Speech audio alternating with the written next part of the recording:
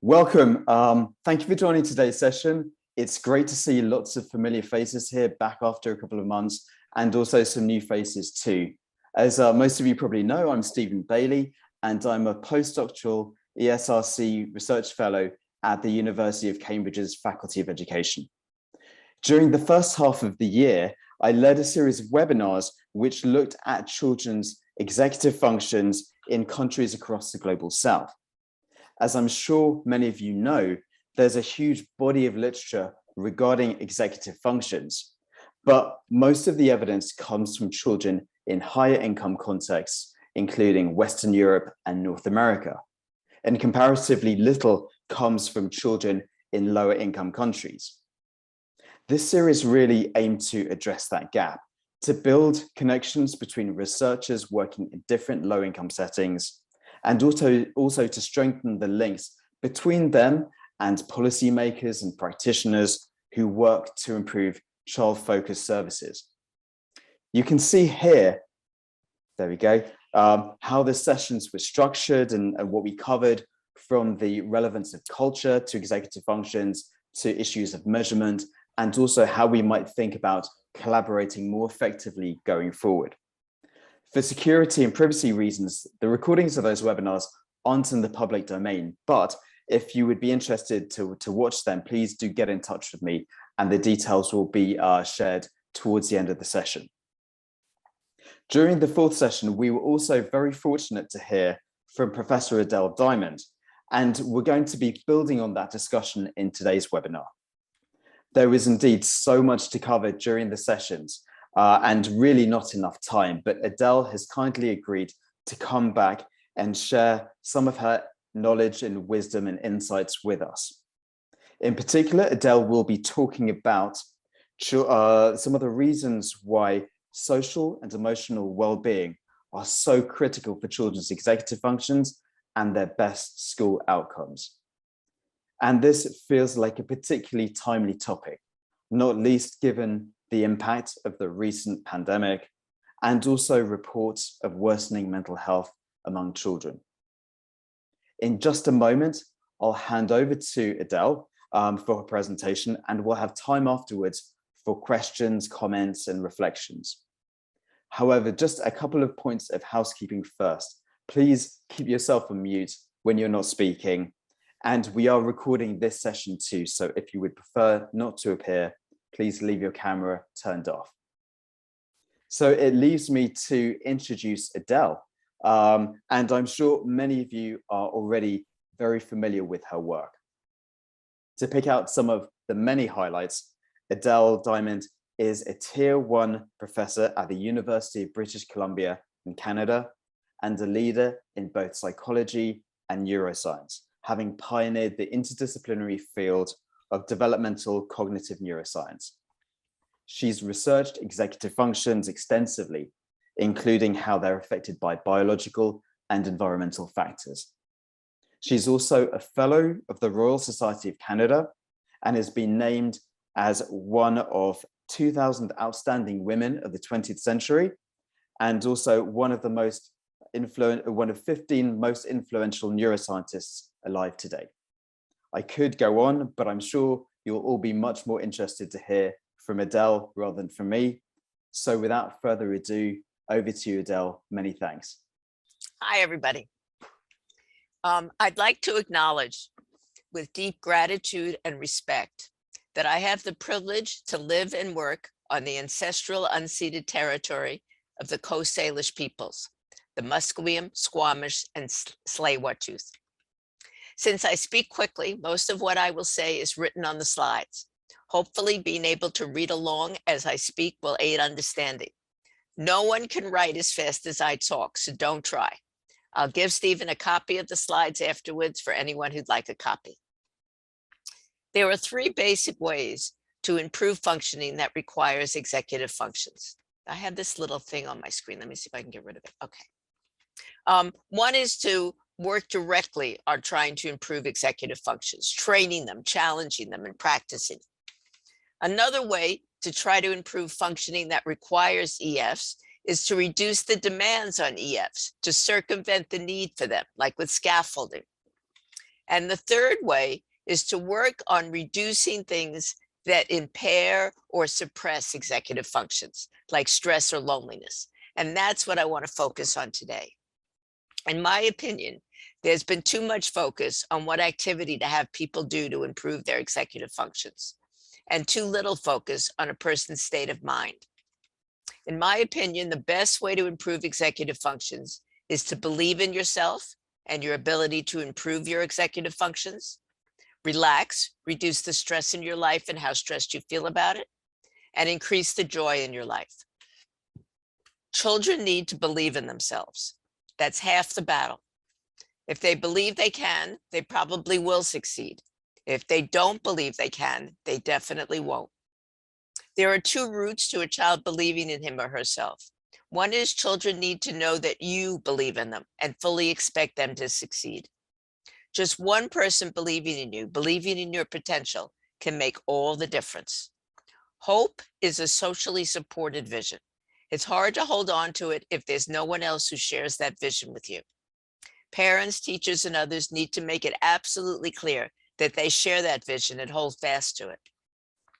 With hope and the possibility of success can come the courage not to give up.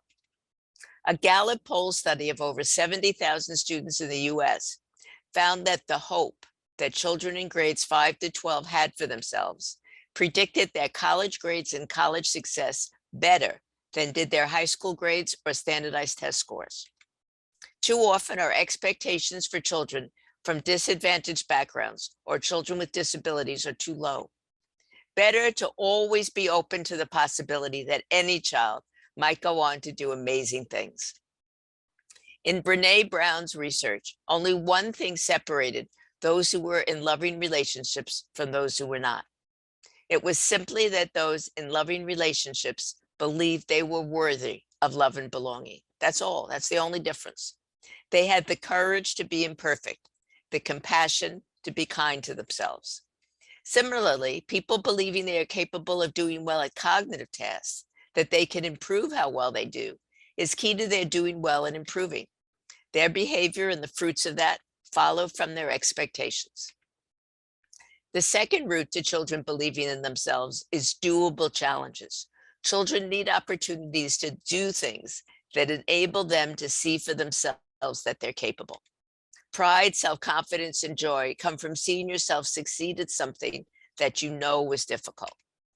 Real-world activities like the arts, sports, chores, etc., give children repeated experience that through effort and repeated practice, what looked impossible becomes possible, even easy. Seeing themselves repeatedly conquering those challenges builds confidence. And the third route to believing in themselves is to show children you believe in them by giving them an important responsibility. The Coca-Cola study took place in the southeastern US. It was in a school where there were a lot of fifth grade boys. There were several fifth grade boys who were terrible behavior problems and terrible readers. They were a huge headache for the school, but the school principal called them into his office at the beginning of the school year. And he said to them, I have a very important responsibility for you. This is very serious. This is a very important responsibility. I would like you guys to tutor the second graders who were struggling in reading. They couldn't tutor the third graders because they didn't read much better than the third graders, but they read better than the second graders. Well, the boys took this as a serious responsibility. And in short order, their behavior problems disappeared. And by the end of the school year, not only were the second graders reading better, but those fifth grade boys were reading better. Goethe said, treat people as if they were what they ought to be, and you help them become what they're capable of being. And if you look at the global South, this is a normal part of life to give children important responsibilities. At the earliest age that they can help take care of the animals, they're taking care of the animals. They're helping with farming. They're helping with cooking. They have important responsibilities. These are not just things to occupy their time. They're essential for the family. They carry things, water, produce, maize, whatever. And they take care of younger children. from the earliest age they can, they're taking care of children who are younger than them. Again, an important responsibility. They learn how to do cultural crafts like the Mayan weaving, the Navajo weaving, excuse me. And we took this picture in Sikkim. These little girls' dad chisels stone all day and earns $1 a day for filling up an entire truck with these rocks. And his daughters help him. But even this work has joy, has dignity. You're contributing, they're helping. They're not just hanging around or appendages like children often are in the industrialized West. Besides children needing to believe in themselves, children need to feel connected to their heritage and proud of their cultural identity. And given the colonial history of oppression, devaluing them and everything about their culture, it's not always easy to feel proud of your culture and connected to it. But the global South has a big advantage, I think, over the industrialized West in terms of minorities, because I think you do better if everybody around you is poor, so you don't feel relatively poor, it's just the way things are, and you're not getting disrespected by the majority culture that keeps looking down on you. So I think it can be better to be part, for example, of a Maasai community where we're all Maasai, we're all respecting each other, we're all helping each other, versus being in a big city where you get disrespected by people who aren't Maasai. Suicide rates vary widely across BC's nearly 200 First Nations. Some communities show rates 800% the national average. In others, suicide is essentially unknown. Communities that have taken active steps to rediscover and preserve their own cultural heritage and are pursuing local administrative autonomy or self-determination are those in which youth suicide rates are markedly lower. You can see here that First Nations that have self-government, women in government are petitioning for control of their land and their education, have lower suicide rates. Language use is an extremely powerful predictor of low suicide rates. Youth suicide rates dropped to 0 in the few communities where at least half the members report a conversational knowledge of their native language. First Nations where there's greater knowledge of their traditional language also have significantly less diabetes, even controlling for socioeconomic factors. Participants in that study explained that being firmly attached to their traditional culture and language is the foundation of a collective identity, which contributes to their health and well-being. Being who we are, which was linked with traditional language, was found to be fundamental to health for Alberta Cree and Blackfoot nations. In Manitoba, those First Nations that have entered into transfer agreements for the community to take over control of their health resources, rates of hospitalization have decreased, have decreased each year since they signed the agreement. The researchers had not expected to see immediate benefits, but benefits were visible within the first year and increased yearly. That's the study. Efforts by Aboriginal groups to preserve and promote their culture are associated with dramatic reduction in rates of youth suicide. When we honor our customs and listen to our ancestors, then we have everything we need to heal ourselves within ourselves. This doesn't just apply to taking control of healthcare. Indigenous peoples need to consider taking control of their children's education. Not simply taking control of white man's schools and having Indigenous personnel, but fundamentally changing how their children are educated. Western education is based on some misconceptions, including, for example, that children need to be forced, coerced, or bribed to get them to learn and to challenge themselves. That's not true. Children have within themselves the ability and motivation to learn, master skills, and become more competent. They want to learn, they want to get better. How do children learn in traditional cultures? They learn by doing. They learn by observing adults and older children. There's very little verbal instruction.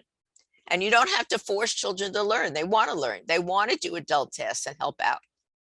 Self-determination, autonomy, cultural continuity are not just political concerns. They are critically important health and education concerns. It's critically important that Native peoples have control of their schools, medical care, and community governments. Empowerment, self-determination. Montessori philosophy and practices are very congruent with traditional values and practices. Montessori can form a bridge between traditional practices and new 21st century needs that traditional practices don't always address. Executive functions depend on prefrontal cortex and the other neural regions with which it's interconnected. Prefrontal cortex is the newest area of the brain over the course of evolution. It takes the longest to mature over the course of a person's life, and it's the most vulnerable. If you're sad or stressed, lonely, or not physically fit, prefrontal cortex and executive functions are the first to suffer and suffer the most. So if we ignore that a student is stressed, sad, lonely, or not physically fit, the very academic performance a school is trying to improve will take a hit. Joy is not the opposite of serious. Research shows we learn more and get more done when we're happy. When we're sad, we have worse working memory and selective attention. When we're happy, we have better working memory and selective attention. The most heavily researched predictor of creativity in social psychology is mood. The most robust finding is that a happy mood leads to greater creativity, specifically in the sense of greater cognitive flexibility. It enables people to work more flexibly and to see potential relatedness among unusual and atypical members of categories. So in the global South, people may be poor, but you still see a lot of joy on the people's faces. You still see a lot of dignity on the people's faces. They may be living in the most awful circumstances, but you see joy and you see dignity in their faces. Our brains work better when we're not feeling lonely or socially isolated. And that's particularly true for prefrontal cortex and executive functions. People who are lonely or are focusing on anticipating being lonely show worse executive functions than those who feel or anticipate feeling more socially supported. Another research group, when subjects came into the lab, they gave them a short survey. And a couple of the questions on the survey were, do you feel socially supported? Do you feel lonely?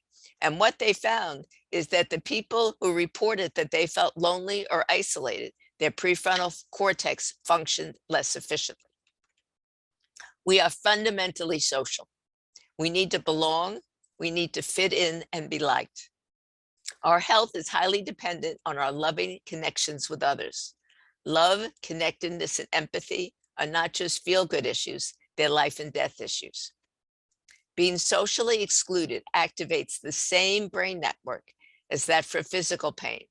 And the more social pain you feel, the more that network is activated. It's relationships, not programs, that change children.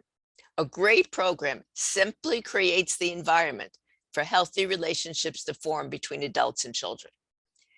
Young people thrive when they have a sense of belonging to a caring community. Children need, we all need to feel loved. We all need to feel there are people who care about us and will be there for us. Attachment is what we call the love between a baby and caregiver. Secure attachment is the cornerstone for everything else in life. Interpersonal relations, doing well in school, having the courage to explore and take risks, etc. This is by the famous African anthropologist, Thomas Lambo. Africans believe in the relation between man and man. Westerners increasingly believe in the relationship between man and object. African philosophy bases all explanation on human relationships. Western philosophy bases them on science. Medicine is a good illustration of this difference. Africans believe that to protect oneself and one's family from disease, one must live peacefully with one's neighbors, abstain from breaking taboos, and obey the laws of gods and men. Westerners believe that one need only take the right pill or have the right operation, but Africans define disease socially, not biologically. And this is a Maasai dwelling in Kenya. And the dwelling is quite small and it has 3 rooms. This is the central room where the cooking is done. And then there are 2 little side rooms. One is where the parents sleep and one is where the 8 children sleep. You're very much connected with others, always spending time with others, doing everything together as a community, helping one another, eating together, often from the same dish. And children are always in physical contact with somebody. They're being held by a sibling, they're being held by a relative, they're being held by a parent. They're always with people and almost always in physical contact with other people. Same thing with the sports. They may only have plastic that they can put together to make a makeshift soccer ball, but they're playing together. Positive childhood family relationships serve a stress buffering role. The single greatest mitigating factor to early stress, adversity, or trauma is terrific mothering, responsive parenting by a caring, warm adult. I don't think that has to come from the child's mother or even a relative.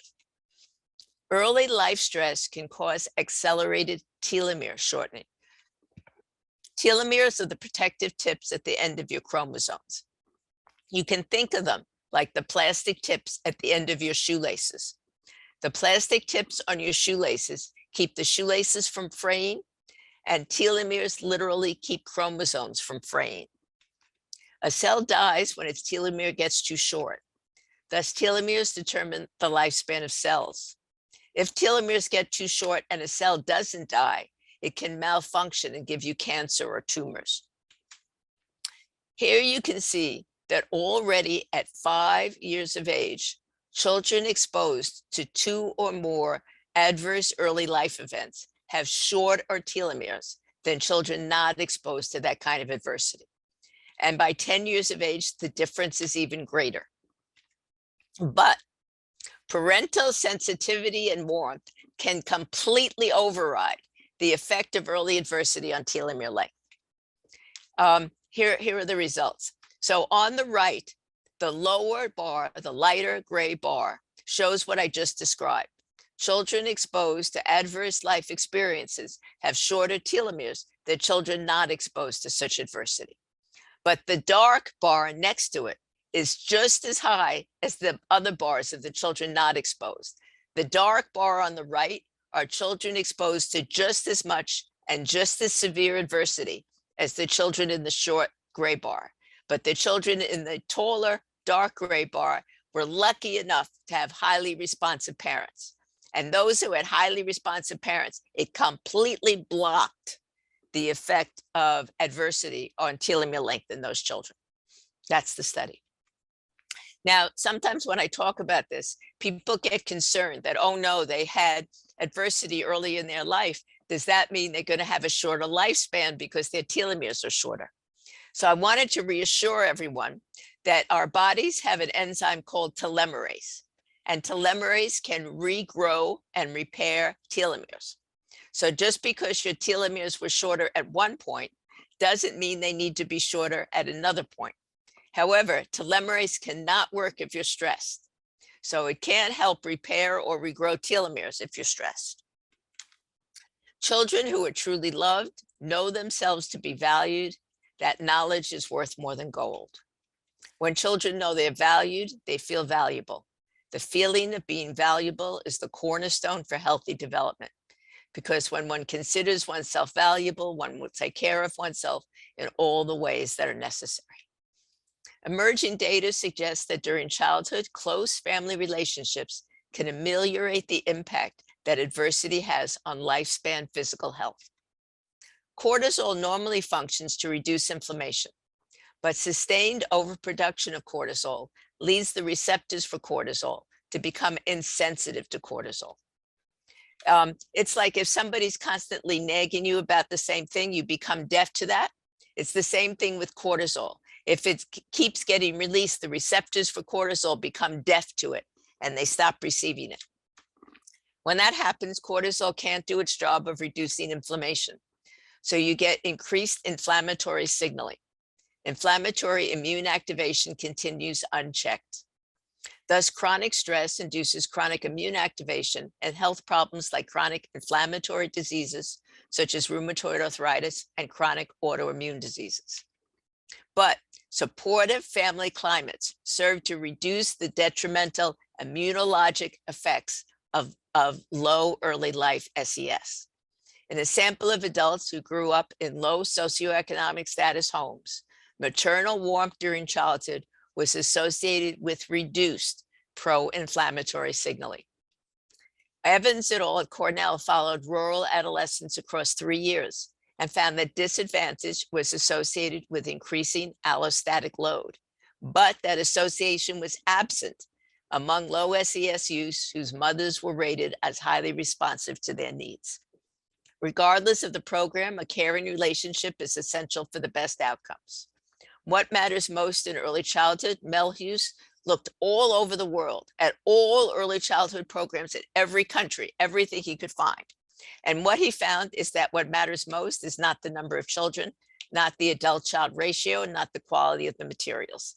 It's not that those don't matter, it's that they don't matter most.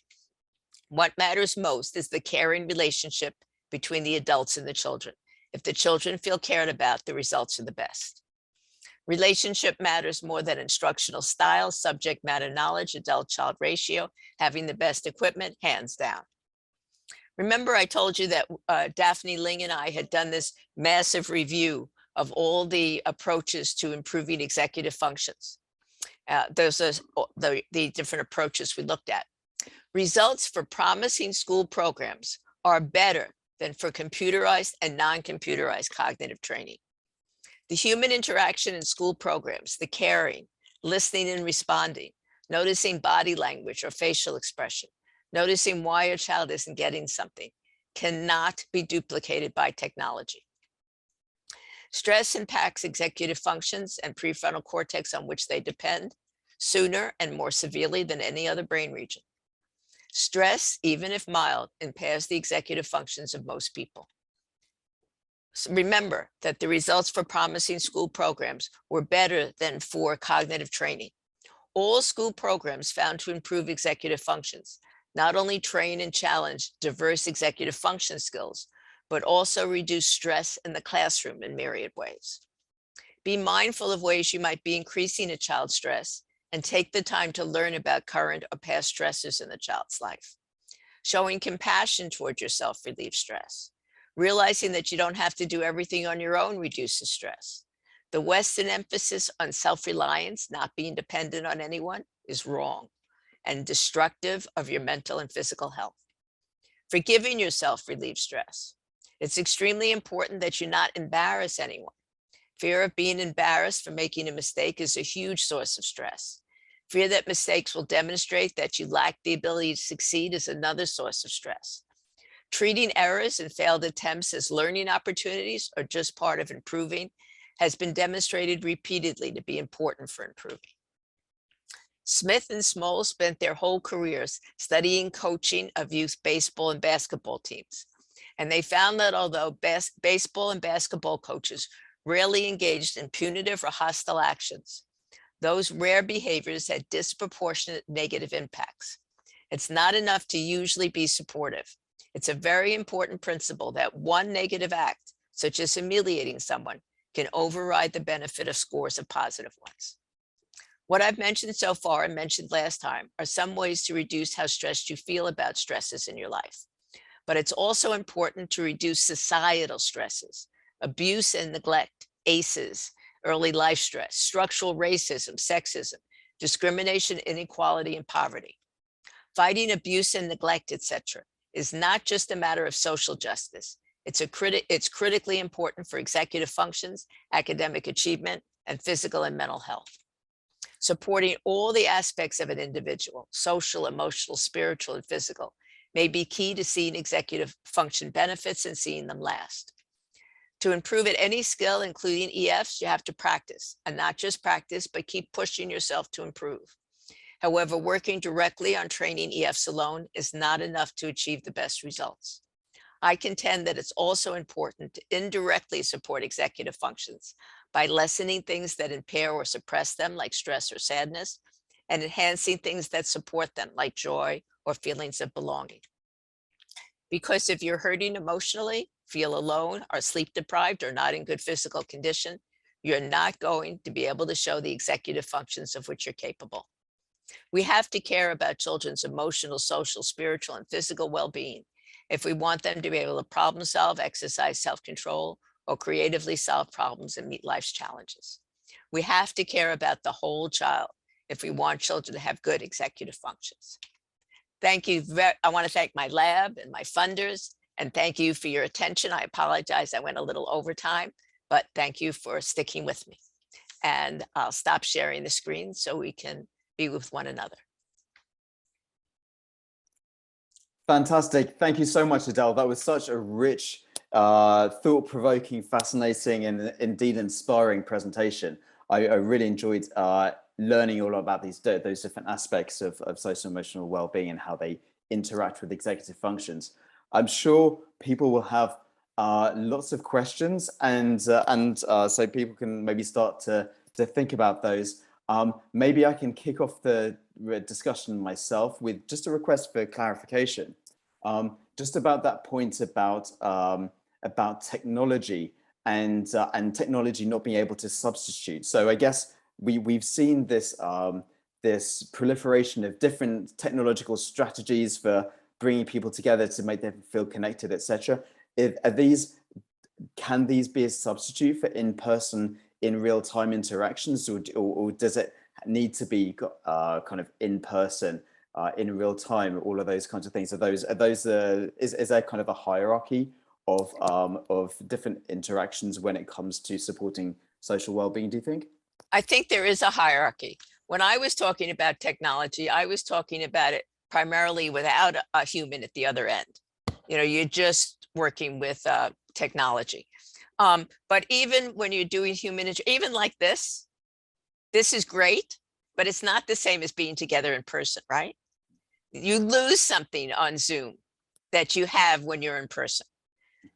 So if you can't be in person, Zoom is definitely a great substitute, but I think we should appreciate that it's a substitute and it's not as good as the real thing.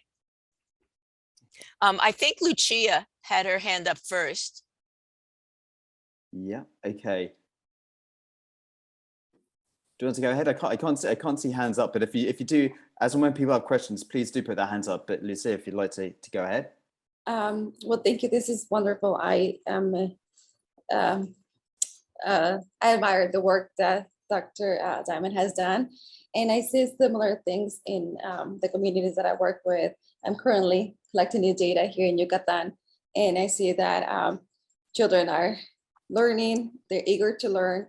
They have the motivation to do it. They are attentive to the environment. I asked one of the participants, what happens if you don't do the work that you see around? And he said, well, it's not going to get done, and somebody else will have to do it. So they're constantly keeping in mind the relationships, the consequences of their actions or lack of actions. And so I see all those as resources. However, when I look at them in the classroom, they're passive. The classroom is a traditional classroom here.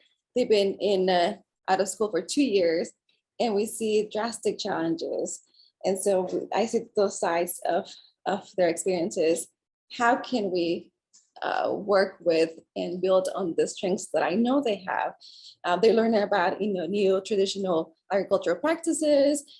They spend more time with grandparents during the pandemic. So there's a lot of learning happening. But when we see them in the classroom, there's a loss. And so when we think about executive function skills and we continue to measure them with school-like tests, we can miss a lot, and we can see, continue to view them from a deficit perspective. So I guess it wasn't necessarily a question, but we see this in different communities. How can we build on those skills that we know children bring to the classroom? But then once they're in the classroom, they're completely passive and even afraid to participate and to do the work. Right.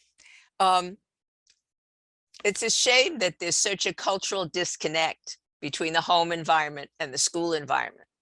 One possibility, and I'm just thinking off the top of my head, is that teacher education these days, at least in North America, is not training teachers in the different cultural aspects of the different cultures of North America.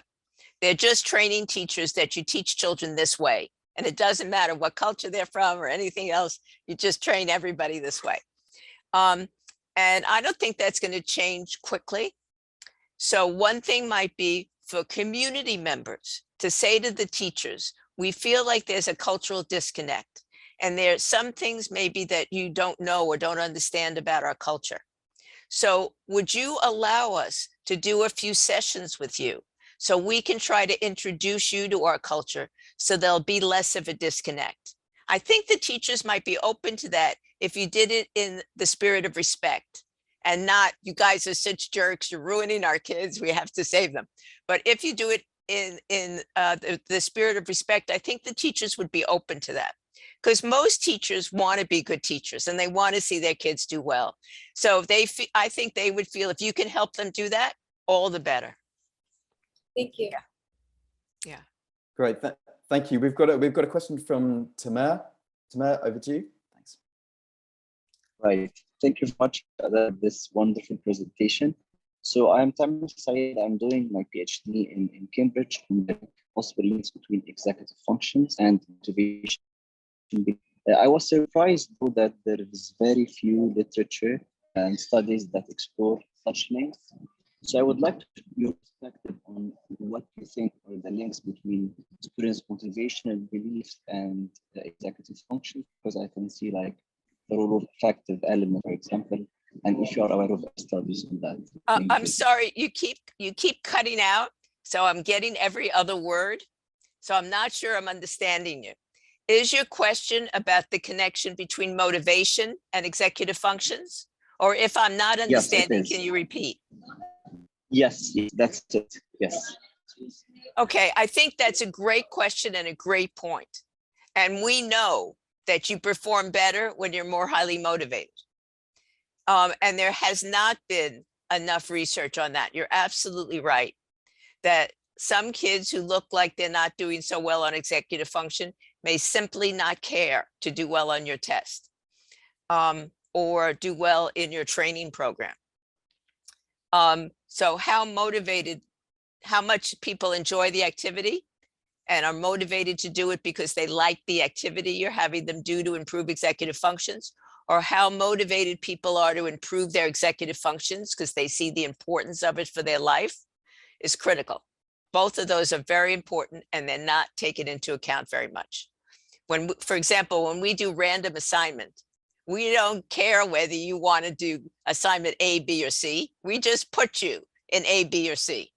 And we may have assigned you to something that you really aren't interested in doing at all. So you're right, that's a real problem. Yeah. Great. Thank you, Tamer. Do we have some other questions? We had two more, but Yeah. the images have moved around. Oh, okay. Laura, I think Laura had one, Laura Katz or Katis, but maybe she changed her mind. I didn't have a question just now. Sorry, I think I had the applauding hands. Oh, okay, sorry. No, sorry. Sorry. And there was somebody else, another woman whose picture had been on the right, but I didn't catch the face enough or the name to know. Any further questions? Questions? Comments? Disagreements?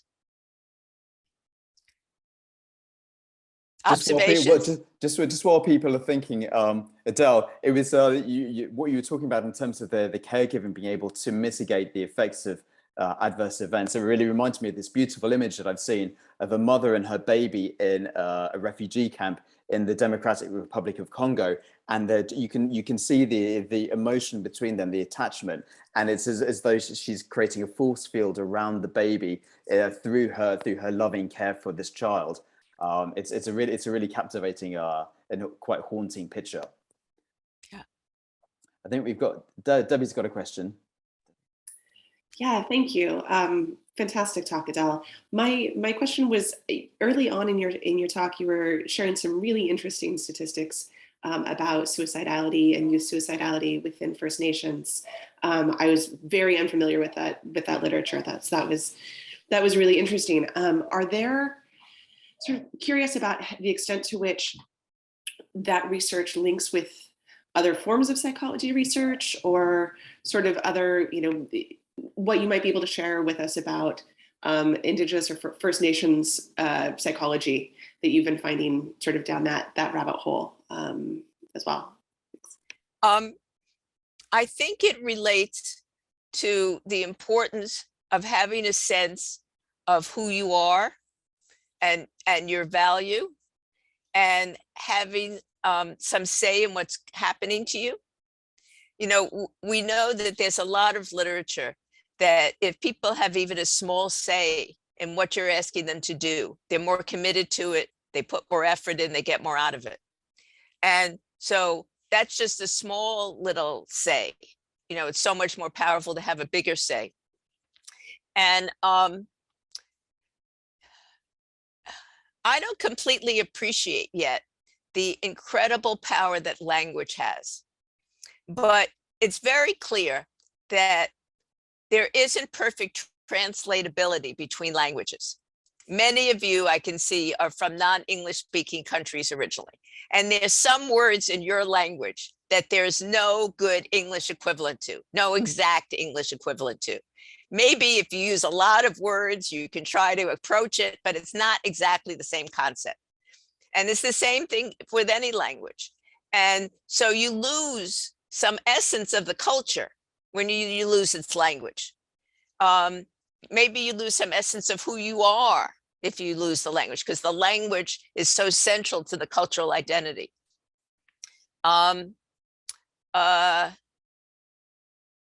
Yes, so the importance of people having some pride in who they are, both as an individual and as a member of a group, and the importance of knowing who they are. Who am I? Am I just this isolated individual on this globe, or am I part of something that has a history and a tradition and something I can be proud of and something I can want to help go forward? Nicolette. Hi there. Thanks very much. Really enjoyed listening to that. I wondered, at the beginning, you talked about the three approaches: the increasing executive function skills, reducing the impact on deficits, and then the third would be the social emotional. Is that right? Yeah. And building those elements. I'm very interested in doing some research around developing some skills in very early years children, so right from the start, particularly those from more socially deprived backgrounds that are more vulnerable, that obviously have higher potential adverse childhood experiences. And I just wondered if you were aware of any research going on which kind of melded all those three elements together, rather than focusing on one or two or three, but actually, obviously looking at getting the greatest benefit from doing an intervention. Would you focus on all three? And if so, are you aware of any research going on in that area with young children? Remind me of the three. From what I recall, because my working memory is not great, it was what you said was building executive function skills. Oh, I see. Using all three approaches. Yeah. I see. I got you.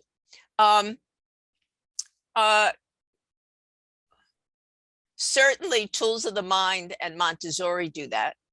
And I think a lot of approaches to improving executive function do that. They'll do that in sports training, for example. So part of what you do is you try to improve the exact skill you're interested in. And I challenge you and I push you and I assign you a lot of practice in that. Part of that is that I know that you're not yet capable of exercising that skill at the highest level. So I'm going to scaffold that by putting reminders up all around you. I know that you might forget to bring your homework home. So You know, I have 3 different signs that remind you to bring your homework home.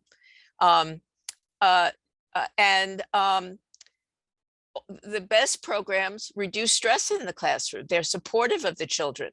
They're trying to help them feel like they're in a community in the classroom, and all the children are helping one another and supporting one another.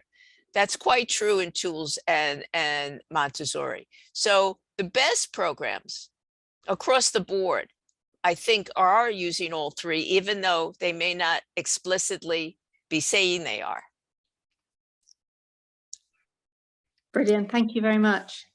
Oh, you're welcome. Adele, just to say, we've got about another 10 minutes or so, and we've got 3 questions in the people with their hands up, and we've also got a couple of questions in the chat. So maybe if we can come to Jennifer's, Su-Jing, and Rui in turn, and then I can post the questions in the chat as we wrap up. Okay, or Yeah. if we don't have time for the chat, if you can email me them Sure, with we'll do. the email address of the person. Sure, we'll do. Okay, Jennifer, you wanted to go first? Oh yeah, thank you so much, Dr. Diamond. And I have followed your research for quite a while.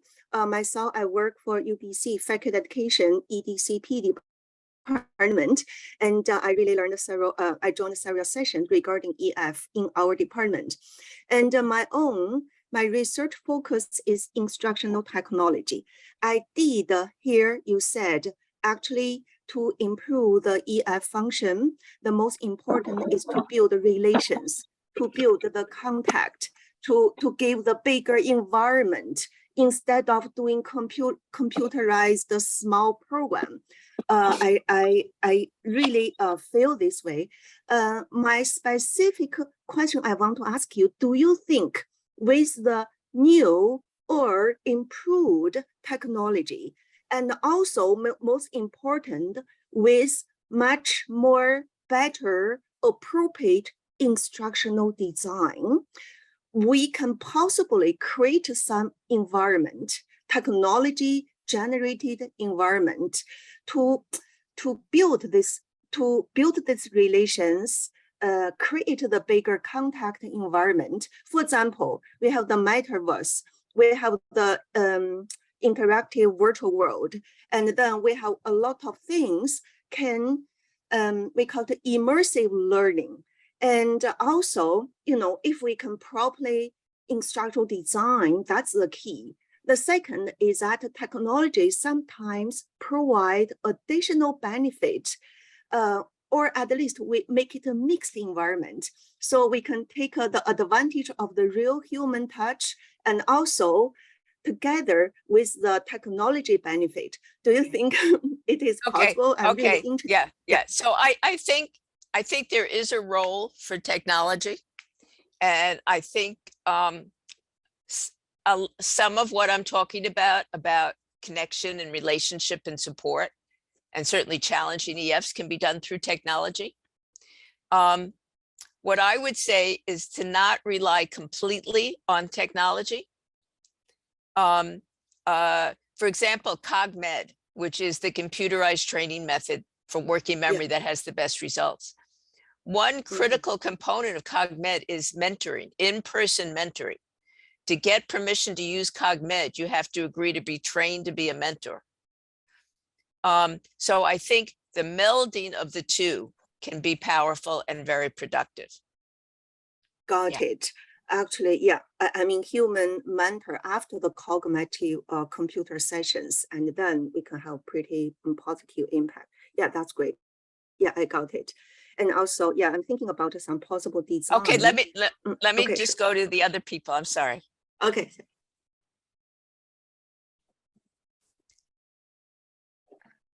Hello, Professor Diamond. I'm Stu, and I'm working on a cross-cultural project across UK and Hong Kong. I'm currently based in Hong Kong to collect data. So our project is about socio-psychological well-being and children's school readiness. So I feel very connected of different points that you have mentioned in your slides, like their relationship and also parental warmth in their early childhood time. So my question is, in terms of the point you mentioned about the motivation factors, like the intrinsic motivation factors in the children. I'm thinking other than hope, have you ever noticed there are any other motivation factors they have been researched, like the self-perception of the child, or can it be one of the motivations? Yeah, we are just thinking about, is there anything we can ask the child directly and from a child's view rather than from the adult's point of view? Yeah, I'm not sure if my questions. So again, you were cutting out, so I had a little trouble. Oh, okay. So you wanted to, if you could help me with the last couple of things you said. Yeah, my main question is about the motivation one in the child. So is there any research that you have aware apart from hope or whether they believe in their own ability or not? Is there other motivation factors you have found? Are there other motivations? So are there multiple motivations? There are definitely multiple motivations, and especially in a place like Hong Kong, because one of the strong motivations in East Asia is to do well for your family, to do well for your mother, to do well so that your mother shouldn't be mortified and embarrassed that she wasn't a good mother. So that's definitely a second motivation. And there are probably other motivations. So I think you're right. That's not just one simple motivation. Did I answer you, or was there more to what you were saying? Yeah, I'm just thinking, are there any research currently? Because from my impression, there's not much research on early childhood, like asking about their internal motivation. Yeah, I don't know of much. I don't know of much. Yeah, so I think you're right. Self-perception can be one of the motivations, like see how they perceive themselves performing like some tasks and then in their peer relationship. Well, self-perception itself is not a motivation, but a motivation can be to improve your self-perception. A motivation can be to change your self-perception. Absolutely. Rue, or is that how you pronounce your name? Yeah. Hi, Professor Diamond. Many thanks for your wonderful talk. And my name is Ray.